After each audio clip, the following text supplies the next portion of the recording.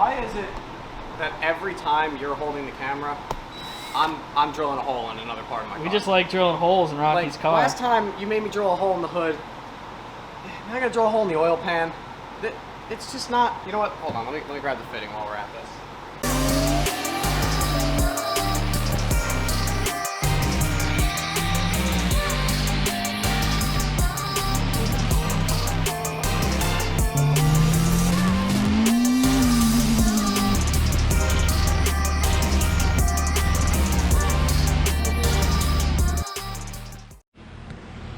Alright guys, just got up to the shop. For those of you who know, this is where we left off. Kind of just left everything together. We mocked up the wastegate, drilled a hole in the hood, welded everything up, downpipe, the whole rest of the exhaust. And I know I've said it in just about every other video, but this time, I promise, we're taking everything back out. I'm gonna bring it over to the bench over here, and I'm gonna start heat wrapping everything. I have this with this stuff, DEI heat wrap. I just happen to get black. It comes in, you know, tan. The little locking ties that you use to hold it down. A little bit extra in here. Probably just use that for the downpipe. But yeah, Dylan's on his way up here. Should be here in about half hour. And I'm just gonna get started. I'm gonna rip everything back out and I'll put it over on the bench. We'll get to it.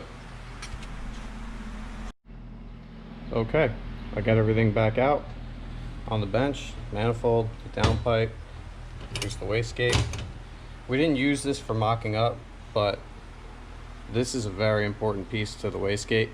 This is the fire ring that sits under it that seals it to the flange on the manifold. And if you forget that, you're gonna have a lot of exhaust leaks. Definitely not gonna be a good time, so I gotta make sure I don't forget that. But before I start here, I wanna show I got a bunch of things from K-Tuned, Vibrant. I told you guys I needed a different coupler for my intercooler piping. Because of the way my manifold is set up, I needed a 60-degree coupler.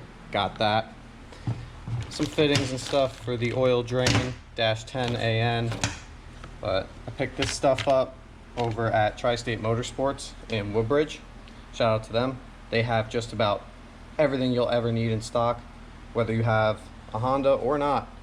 They have a lot of good fabrication stuff, fittings and hoses and random things that you'll need.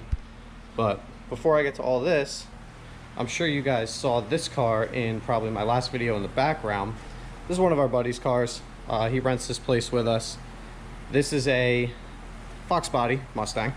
I know you can't tell because there's no front end on it, but this is actually an original turbo car. So they came with the 2.3 liter turbo 4-cylinder from the factory, also came with the V8, which is one sitting over there. But this is actually the engine that came in the car. It is the original 4-cylinder. He got it opened up to a 2.5 liter, and it has this nice billet CNC ported head. He's got this turbo manifold he had built up. He has his precision turbo sitting down here, but he's put a lot of work into this car. It's got like a full valve train, a cam, the bottom end's built. It's got like Wiseco pistons and eagle rods and race bearings, everything. Definitely a work in progress. He's doing the whole thing himself.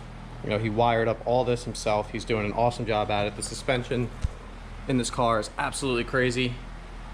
He intends to kind of use it for a like a track car, not like a drag car or anything. He definitely wants to drive it on the street, but he kind of wants it to handle really well. Wants it to be a nice track car. But yeah, it's actually a really nice build. Like I said, it's taken him a long time, but it's definitely going to pay off in the end. So I'm going to get over to this stuff now. I'm going to get it heat wrapped, finally, and I'll get back to you guys after. Cue the time lapse.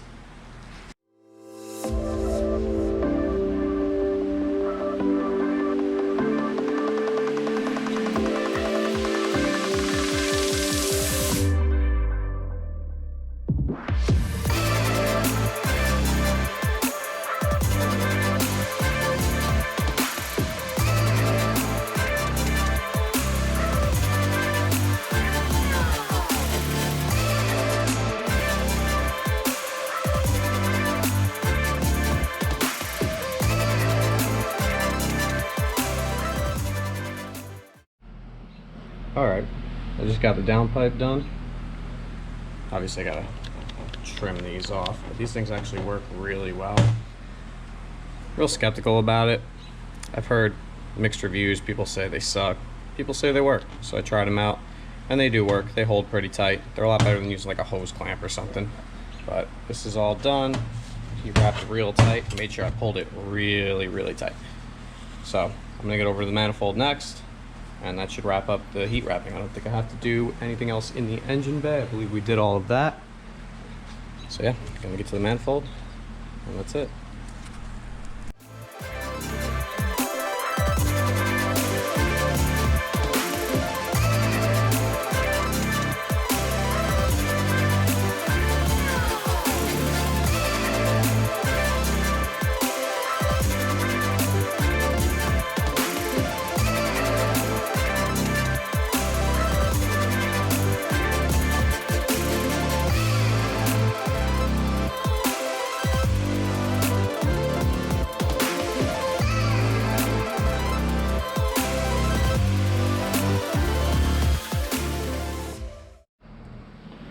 All right, so first runner is wrapped. And I'm not gonna lie, guys, this is a little tough. I mean, you gotta get in between these spaces where you basically have no room. You gotta make sure this stuff is super tight or else it's all gonna unravel on you. But that one's done. That was the longest one, and I believe the hardest one, because these two are right in front.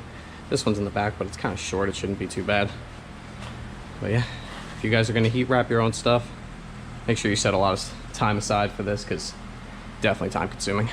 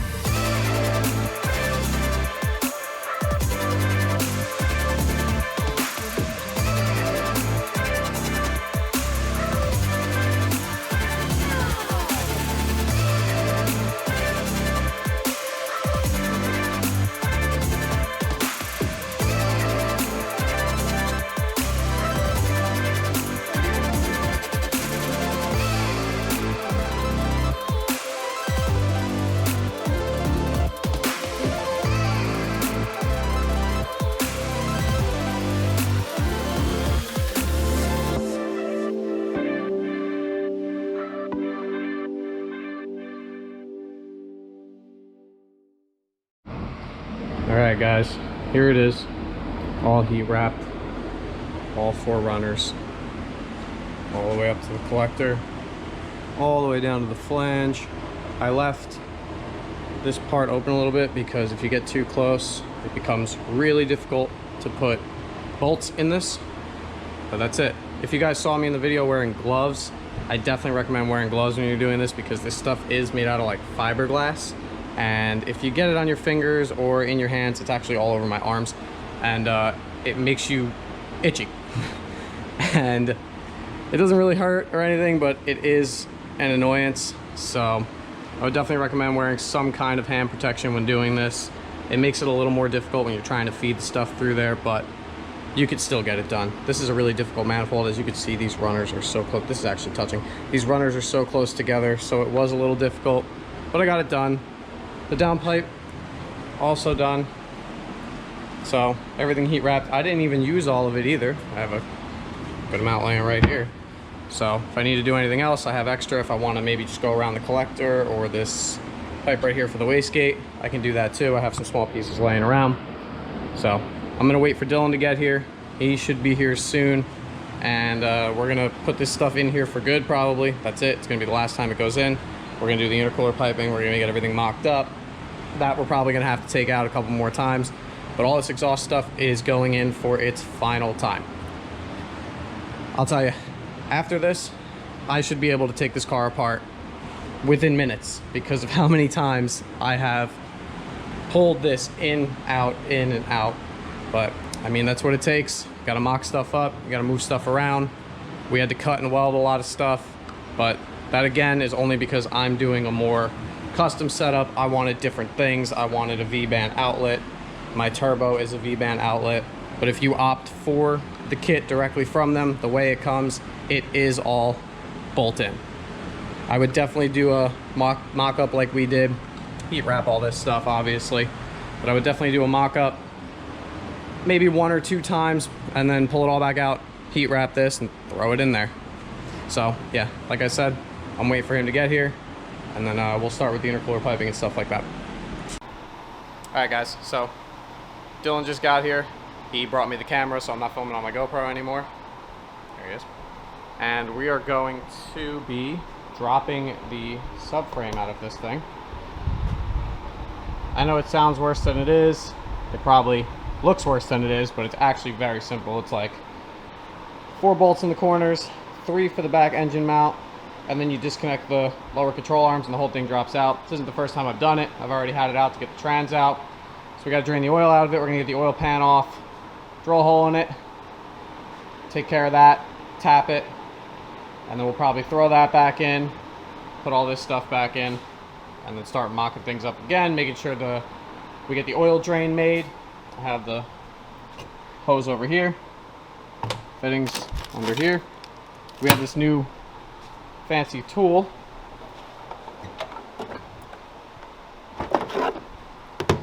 So for anyone making AM lines, this tool is a must, because if you've ever done it, you know it's a pain in the ass to sit there and twist, and it gets all frayed, and then you have to rip it all apart and do it again. But this tool has like a tapered edge inside. If you can see it, focuses. It has a tapered edge inside, and it helps guide the line in. So basically you just push, twist, and you're done. We used it, the guy over there with the Mustang had one. We used it one time, and that was it. We ordered it. So we'll get to tearing this out, get the oil pan out, drill a hole in it, show you guys where to put the fitting. I mean, realistically, as long as it's high enough and it's over the oil level, it's good. But on this oil pan, it actually gives you a really good spot. It's directly above the drain plug. So I'll get it out, drill it, and I'll show you the fitting I got to go in there.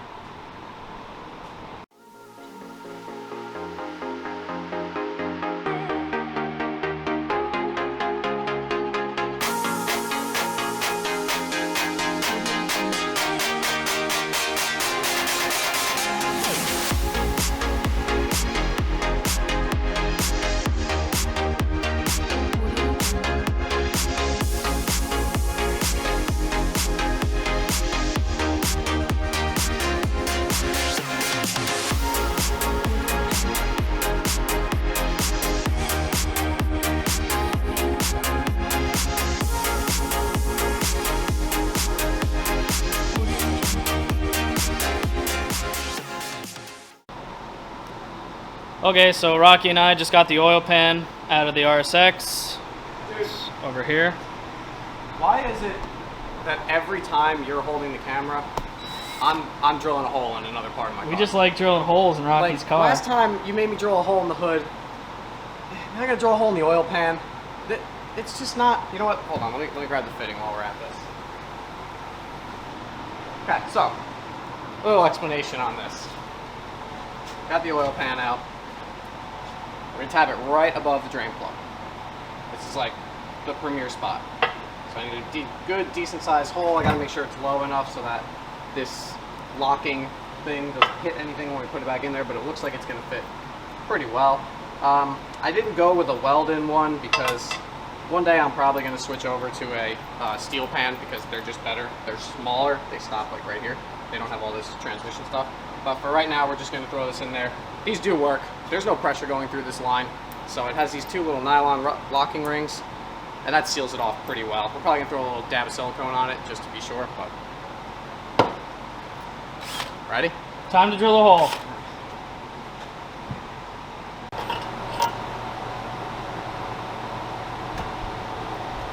Here goes nothing.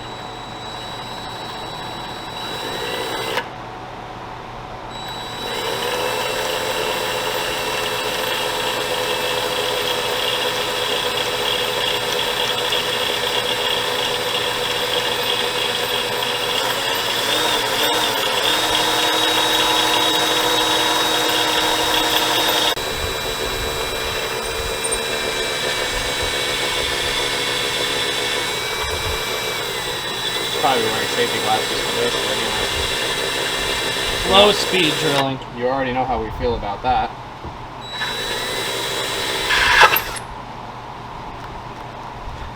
Of course, the drill died as soon as I broke through. All right, there's the pilot hole. Switch over, I guess I'll switch this battery out, I'll grab a step bit, and we'll drill a hole to the right size. Ready to open this hole up? Open her up, Jim.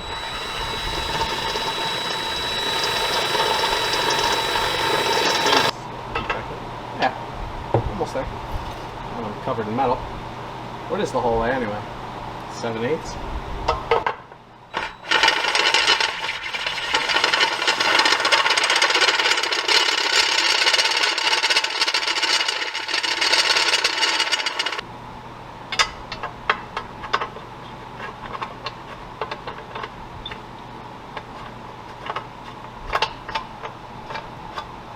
Obviously, I'm gonna have these little nylon washers, but I just want to make sure. That is perfect, dude. That looks mint. That is perfect. Couldn't have asked for a better drill.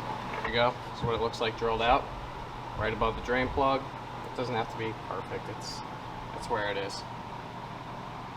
But these engines do sit backwards at an angle, so try to get it as high as you can, because when you accelerate and the oil sloshes back, you don't want it to plug up this outlet, and then it'll back up into your turbo, and that's the misconception that people get when they say, oh, I got a cheap turbo, or I put a turbo on and it immediately started smoking. People think that it's the turbo's fault. Most of the time, it's not the turbo's fault. Most of the time, it's the feed size, the restrictor in the actual feed, or too small of an oil drain, or a poor oil drain flow. Because even these cheaper turbos are pretty decent as long as you have a good oil flow through them. Nowadays. They've come a long way in the past 5 years. If you go on eBay and you buy a $100 turbo, you expect a $100 turbo. But if you spend $500-600 on a turbo, which is still on the cheap side, you're gonna get quality. It's gonna last you. It may not last as long as a Precision. It might not last 5 years, but it's gonna last you a good amount of time. All right, so Rocky got the bung inserted in the oil pan. Now we're just throwing some silicone around there to just reassurance that it doesn't leak. This thing is totally not going to leak.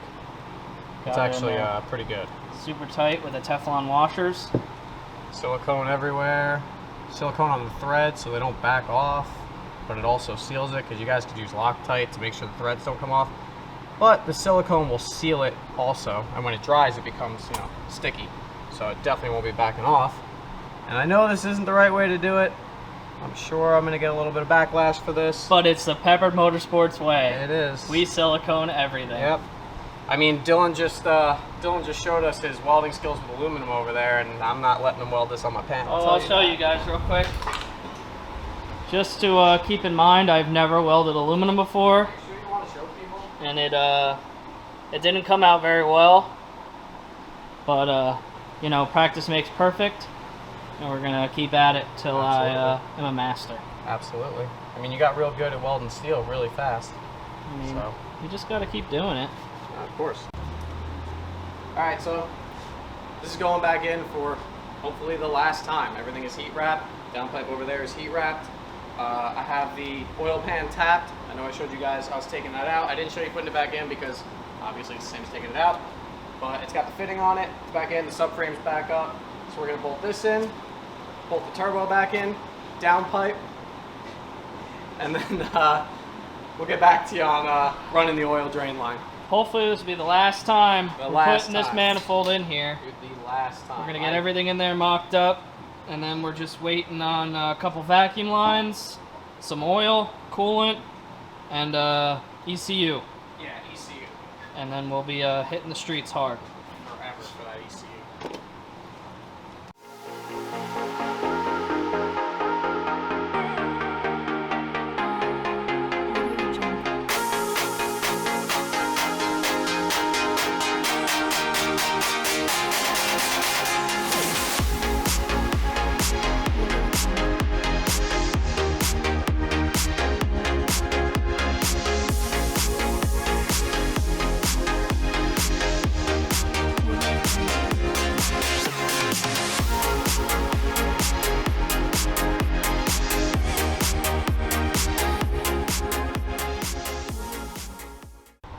Alright, we got the line and the vise right here with these Earl's special AN vise. What do they call these things? Soft jaws. Soft jaws. Okay, so these are meant for aluminum so they don't mark up your AN fittings or mess up your hose. They're made out of aluminum. Oh, okay. Alright. Whatever. So, it's best to tape up the line so when you cut it, because you have to cut this with a grinder. You should use like a smaller one, but this is the only one we have. So, you tape it up so when you cut it, it doesn't fray. We did my fuel lines with nylon, not steel braided, so we were actually able to just cut them with cutters rather than a grinder, and that ended up working out. But for this, definitely need to tape it up. So we're going to go ahead and cut this one, and then we'll show you how that tool works, and we'll get the hose pressed into the fitting. Okay, so we just got our end cut with the grinder. As you can see, if it focuses. No burrs or anything sticking out, nice and clean. And this is our tool that we're going to be using. So what you do is, you put your fitting in here like so, with a spacer, make sure it lines up nice and tight. Put the top on it like this, and then you take it sideways, put it in the vise. Dawn, please close the vise for me. No problem, bud.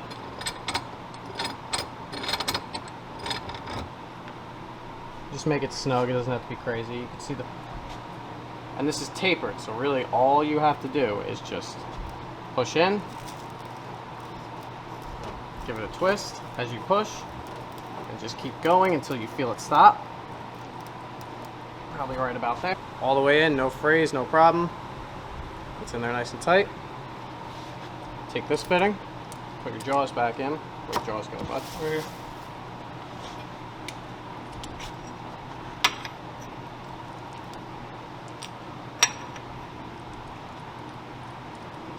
Line. Pull that out a little bit more. Start threading it. I guess it has to go back a lot. Start threading it by hand. You get a couple threads in until it gets tough.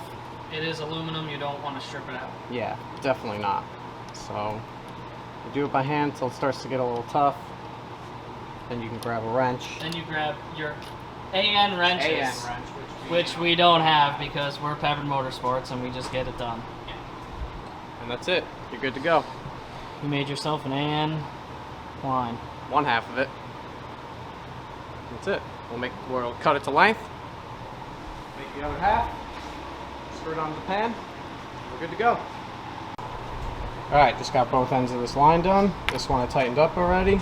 This one I'm going to tighten up when it's in the car because of the way that it's angled. It doesn't allow me to twist it. So I just want to make sure that I don't want to tighten it and then put it in there and it's the wrong angle. So I'm just going to make sure that it's at the right angle, put it on the fitting, and then tighten it up in the car. So I'm going to throw this in, and then that finishes up the oil feed and drain. We'll put the wastegate back together.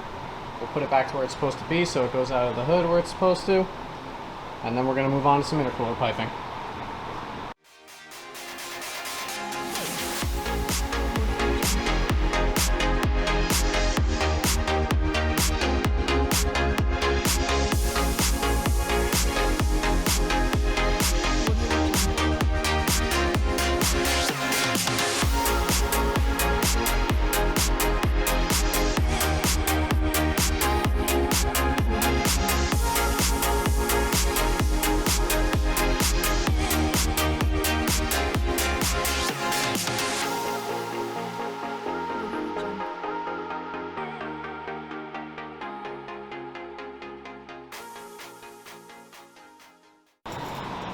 Alright, so we got everything in. Everything. Intercooler piping's in, cold side and hot side. Downpipe, manifold, wastegate, turbo, both oil lines ran. Got some vacuum line here for the blow-off valve, which is mounted right down here. Everything is in. Intercooler piping clears the shift linkage, no problem. I mean, it took a lot of messing around with, but it's done. Now all I have to worry about is what I'm going to do about a battery. Because I'm not really sure if one's going to fit here with the headlight back in here. I guess I'll find out when I put it back in. I have to get one of those small race batteries. And then we're going to move on to the bottom half, finishing off the exhaust. We already have this V-band welded onto my old exhaust that I had on here. So that's welded on. And then the other end just has to get made it onto here, which we're gonna have to cut down and move stuff around. But this is all that's left to do. And then I just wait for a computer, because it's been probably about, I don't know, 3 months. And I dropped my computer off, and it was supposed to get sent out to Honda, but with everything going on with coronavirus and all that, they were at limited staff. So they weren't producing computers or anything for a little while. They just started getting them back out. They got like 4 or 5 in, and one of them just happened to not be mine. So he said within maybe a week or 2 weeks, come back and we'll go take a look at that. But I will make a video showing you how to set up a base file to get a setup like this running. I am by no means a pro tuner, Dylan, no means a pro tuner, but we do know a little bit about a lot and a lot about a little. We do know enough to get you running, driving, and just get you off your feet to get yourself to a professional tuner to get the car tuned. Right now it only has its 10-pound gate spring in it, so we're probably just going to run it on 10 PSI. I'm probably never even going to touch boost. But I will get to that one next, and I'll probably do a real good detailed video on how to tune it to get it to run, which I'm sure you guys will love, because not a lot of people will do that for you. So stay tuned for finishing up on this and for the tuning video. Thanks.